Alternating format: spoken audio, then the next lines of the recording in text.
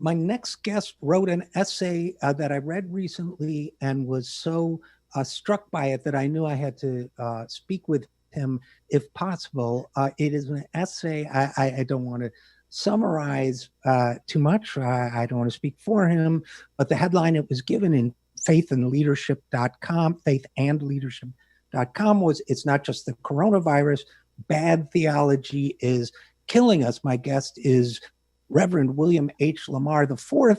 Excuse me. He is pastor of Metropolitan African Methodist Episcopal Church here in Washington, D.C. He was formerly managing director of leadership at Leadership Education. That's a program at Duke Divinity. And he is also co-host of the Faith and Leadership podcast. And he joins us now. So first of all, Reverend Lamar, thank you so much for joining us on the program. Richard, thank you so much for having me. I'm honored to join you. Well, it's an honor to have you, sir. And as I was saying before we went on the air, your essay struck me for a number of reasons. One, for the power of the writing itself, but also because my rather mixed theological history and upbringing included a little time living with white evangelical relatives. Well, I suppose the white part is redundant, but and one of the statements that your essay makes is, and I quote, I believe it is time for those who claim to follow Jesus to declare without equivocation that white evangelicism, I never say that right, is a morally bankrupt, bone-crushing theological system devoid of any semblance of the deity incarnate in Christ. Strong words, sir, but I certainly don't disagree. And I would start by asking you what moved you to write them. Well, I appreciate the question. And, someone has said that to write is easy. You simply open up your vein and bleed on the page. And for me, I've had rumblings about these ideas for many years. It's safe to say for decades. And I got an invitation from a friend of mine, an editor, saying, would you write something about the coronavirus? And what I share with her is what is rumbling in me is not going to be your typical America is great and we'll beat this. It's not going to be let's all join together for a prayer meeting. It will be the deepest theological rumblings that really prevent me from resting. It is, I think, a strong spiritual urge, a strong ancestral urge to put these ideas out, not so much to demonize and not so much to rain down guilt on people who exist in a certain theological house, but for us to really do the theological and intellectual genealogical work to understand what has glommed onto white evangelicalism and how it has been used to do the exact thing that I think Christianity opposes.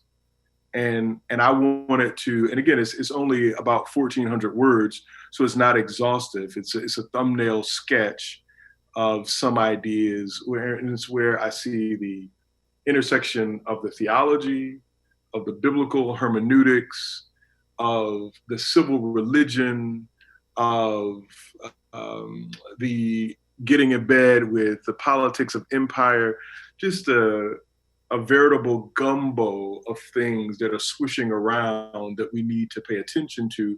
Because I believe that some people who subscribe to white evangelicalism, and again, not just white people are white evangelicals. My argument has been that the majority of Black Christians are white evangelicals in blackface. So it is a deeply ensconced theological reality that I think does the exact opposite of what Christianity is intended to do. As you were speaking, Reverend Lamar, I thought of the words of the British poet William Blake, who once wrote, "That vision of Christ which thou dost see is my vision's greatest enemy." Wow. And I wonder to what extent, when I was among white evangelicals and and going to church on Sunday with them and so on. Um, I never went all the way, so to speak. Living with my relatives, I went to played the tent revivals, went to church, all those sorts of things. I would say, and this was many years ago, I would say there was a kind of indifference or unawareness of these social justice and conscience issues. Now it almost seems like the white evangelical churches were actually actively acting in opposition to justice. And I feel that that is, maybe I'm wrong, I'm no expert. I feel that somehow that's a change that's happened over the last 40 years where I mean, I think there's obligation on the part of the congregants as well, but I almost feel as if the preachers are actively manipulating their flocks toward political results that are unjust. And I wonder what you think of that interpretation. Well, Richard, what I would say is it is extremely mendacious to say that only this group of Christians are being political and this group is not. All theology is political. Mm-hmm. All history is political. The question is, what are the politics that are being nurtured and driven by the theology? So to me, the politics, and for me, politics simply means how humans who have insatiable desire find a way to distribute finite resources, money, land, power, whatever it may be. And the politics of the white evangelicals, Jerry Falwell prior to, were the politics of the status quo. They were the politics of the racialized status quo. So when he stood up and preached a sermon about the protesters, about Martin King, he was being blatantly political. His politics were, we do not want these people to be treated as citizens. We do not want them to rise up and take what power will never grant to them, right? And so I am clear that the politics of Jesus do not look like the politics of any status quo that we see. I mean, it's very, very difficult to conflate the politics of Jesus with the politics of the nation state, but kleptocratic American capitalism cannot be an economic or political economy to flow from the proclamation of the gospel of Jesus Christ.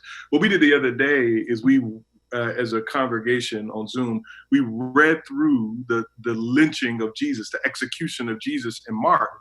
And it's very interesting, Richard, if you read it slowly, because what evangelicals have taught us to do is to only talk about the death of Jesus, because the life of Jesus is too radical to talk about. So we talk about his death, but what you see if you read Mark and other gospels slowly, it was a collusion between religious leadership, and some Christians have read it in ways that are anti-Semitic. The best way to read it is to universalize any religious leadership in cahoots with, in Mark specifically, Pontius Pilate, who of course was a puppet installed by Rome, who wanted to keep the peace so he could keep his money and keep the power he had over this little backwater outpost of the empire called Judea. So what is fascinating to me is the bending and twisting and contortion you have to do to make of Jesus a mascot for America. Like you got to do a whole lot of contortion. And so my argument back to the original question is, all faith is political. We must interrogate the politics. And for me, the politics must flow from the theological impulse. So as I said in what I wrote, I am always looking for theological fingerprints, is that you cannot have all empires, all political spaces require a theology or require some type of ethic or philosophy to feed the subjects. And because Christianity, cultural Christianity, is the lingua franca of the majority, is a theological lingua franca of the majority of American citizens, it must be contorted to fit the project of those who hold power. Kevin Cruz has a beautiful book, I think it's called One Nation Under God, where he talks about the creation of Christian America by corporate American forces that wanted to push back against Roosevelt and the New Deal. it's fascinating history that's being unearthed. That's a great point. And again, we're talking with Reverend William H. Lamar IV. Reverend Lamar, and we also saw, for example, and we've seen in cases where corporations are being represented in court according to their what supposedly lawyers call their religious beliefs. But to me, a corporation is not something with a soul or a psyche. It can't have religious belief. Only people can have them one way or another. But I wanted to also, this notion of an American empire that you refer to, and I don't want to sound too harsh about perhaps my white brethren here, but it strikes me that when you have a coronavirus where African Americans are dying at twice the rate of white Americans, and they do nothing about it. In fact, they go along with wealthy CEOs and so on, and encouraging an early return to work, even if it increases that death toll. It just strikes me that maybe on the level of American empire, and maybe unconsciously on their part, that the fact that they're not raising an outcry about Black people dying at twice the rate of white people suggests to me that maybe on some level that disproportionate death rate is a feature and not a bug to them. Yes, I would agree. And I want to visit very quickly what you said about corporations having souls or psyches. So the 14th Amendment, which of course is passed to say that the formerly enslaved will be quote unquote treated as citizens and their rights can't be abridged by states in any way. Corporations really use the 14th Amendment to declare their own personhood. And that jurisprudence is the direct jurisprudential ancestor of the Citizens United case. That corporations are persons, and the speech of persons cannot be abridged. Therefore, all the money in the world floods into the politics, and all of the stuff that you mentioned is reified. So let's go back to your assertion about American empire. It's interesting. Not everybody in the church that I serve, they don't all agree with what I say or the language I use. So one very intelligent brother whom I love dearly sent me a message and said, this language of America as an empire, what do you mean? And I told him the American empire is more insidious for that fact, that it will never call itself an empire. Mm-hmm. But if you look at American exploits, beginning with the Philippines and going outward, I mean, America is the dominant empire, culturally hegemonic around the world. We've got military bases. I've forgotten how many nations. I mean, those are the features of the empire, but the American propaganda around freedom, liberty, justice, democracy. My argument is that I will never, let me say this, the pulpit should not be used to further national propaganda. I never say America without saying empire. And I never say that America is a democracy. If you read what James Madison said, Madison wanted to protect the minority of the opulent. These are his words, from the minority of the masses. And so the features in quote unquote American democracy, the Electoral College is put in place to make sure that the popular vote is watered down, to make sure that the Southerners, of whom Madison was one, a slaveholder, they would be able to assert anti-democratic control over the nation so they could keep their property. Even the language we use around the founding of America, people in search of freedom and democracy, these were corporations, they were companies that were founded as explorers to come to extract resources and to send the wealth back. Really, we should call ourselves what we have been from the founding, a corporatocracy, a means of extracting labor, land. I mean, what I say is this. Malcolm X talked about, what's the difference between a wolf and a fox? They're gonna do the same thing. They're gonna bite you. Martin King, toward the end of his life, said, I fear that I'm asking my people to integrate into a house that's on fire. What I believe is that we can't keep putting Band-Aids on this system. This nation is bankrupt from its founding. It is a car that will no longer run. Stop putting new engines in it. Stop putting new transmissions in it. Stop putting new floorboards in a house that termites have eaten up. We must have the courage to build something where all human beings truly can flourish. And that has never been the American project, and it certainly is not the American project now. And those of us who know that not only have Black people been sacrificed on this altar of white evangelicalism, but natives, poor whites, right, immigrants, all of us have been feasted upon by this theology and the politics that it serves. And what I cry out for deeply is for a vision for us, if we're going to stay together in this space, to envision and to sacrifice for something different. We will never, Ron Heifetz, a scholar at Harvard, writes about leadership. He says that there is no such thing as a broken system. Every system is right, producing what it's designed to produce. America is producing what it was designed to produce from the very first meeting of the Constitutional Committee and prior to Constitutional Convention.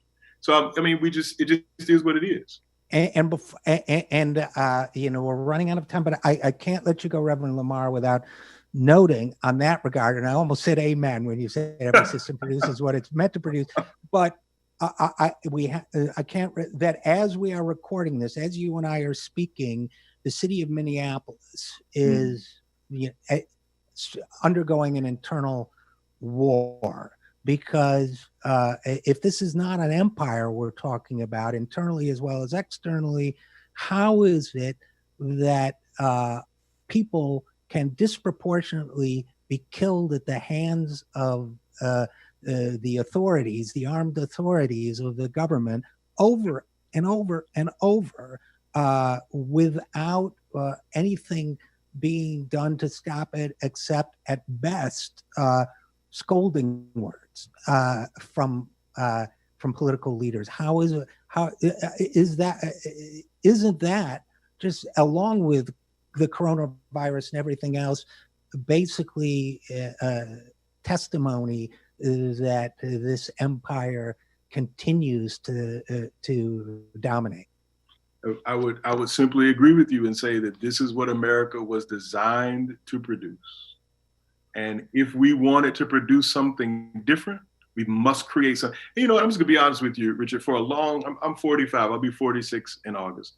For a long time, you know, I would just say what everybody else says. I would kind of mimic that positivist view of American history. We're moving, you know, indefatigably toward justice. No, that's just not, I just refuse to do that. And I refuse to say anything other than this is a house on fire.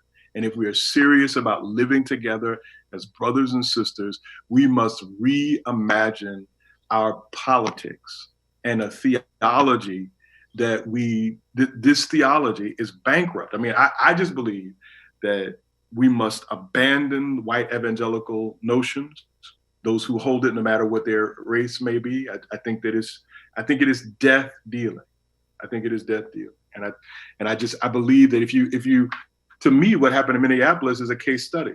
This is a body that did not belong. This is a body that was devalued, and everything that, and I would say this, Richard, you're helping me more than I've helped myself. The deafening silence around this issue lets you know what the politics are of those who remain silent. Their politics are the politics of death. Well, I couldn't say it any better. And I guess, except to add that the video of a man being suffocated to death must be the empire working the way it's supposed to work for some people, or they'd speak up. But unfortunately, we're going to have to leave it there. I encourage everyone to read your article. It's not just the or your essay. It's not just the coronavirus. Bad theology is killing us.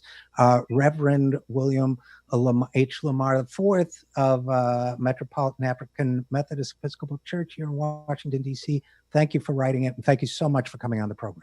Thank you, Richard. When things get better, hopefully we can break bread together, brother.